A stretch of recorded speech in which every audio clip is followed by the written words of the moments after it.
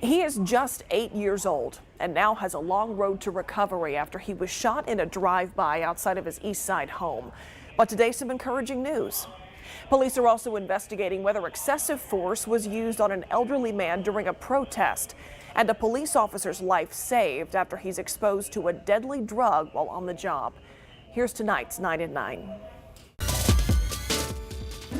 2 U.S. Marines killed in battle in northern Iraq. The U.S.-led coalition calls it one of the most intense battles U.S. forces have been involved in recently. Marine Corps Gunnery Sergeant Diego Pongo and Captain Moises Navas died in the joint Iraqi-U.S. helicopter assault on a suspected ISIS-occupied cave complex. Here at home, a local 8-year-old boy shot in a drive-by 2 weeks ago is finally awake. Say hi to everybody. And how about a thumbs up? Are you doing good? Are you doing good? Elijah Belmontes has had 9 surgeries since February 25th, when he was shot in front of his East Side home while unloading groceries with his stepdad. Straight through the heart, the right ventricle, went through the diaphragm, went through the stomach, in and out through the stomach, the kidney, the liver, and the pancreas, 6 major organs.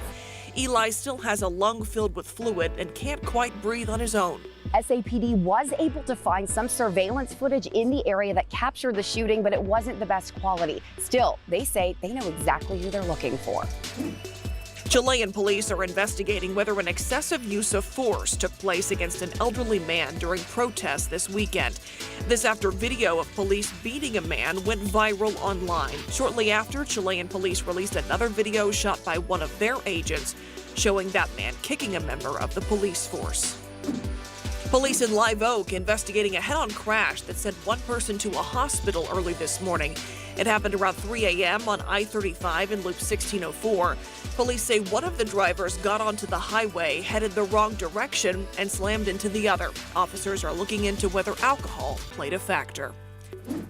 A bizarre altercation caught on camera in Charlotte, North Carolina. Police say a man was walking down the street when he heard another man aggressively hassling 2 women. That's when he says the man became hostile with him. First picked up a street sign that he swung at me, and then a board, and then a shovel. But police say the video doesn't tell the whole story of what happened. They say the man who was running from the shovel had actually thrown the first punch, and both are now facing misdemeanor charges. In Oklahoma, a police officer collapses after being exposed to fentanyl. The officer was wearing protective gloves while packing up evidence laced with fentanyl. Video shows him visibly becoming affected. Seconds later, a rush of officers coming to the rescue. I don't know what would have happened had they not acted so quickly. The officers quickly gave him Narcan, which is believed to have saved his life. A whale is back in open water after dodging 2 close calls on the coast of Chile. The Chilean Navy says the animal beached itself after escaping a pack of orcas that went after it. But the whale eventually managed to work its way out of shallow waters and swim back into the ocean. The 2020 census is right around the corner. Invitations will be sent out to Bexar County households starting on Thursday. And up until mid-May, you'll have the option to respond online, over the phone, or by mail. After that, volunteers will start door knocking to encourage everyone to participate.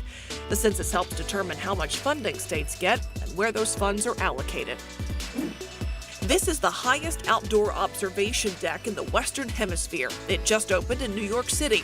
At 1,100 feet and 100 floors up, Edge at Hudson Yards offers panoramic views of Manhattan's skyline, as well as crystal clear views straight down through a glass bottom floor.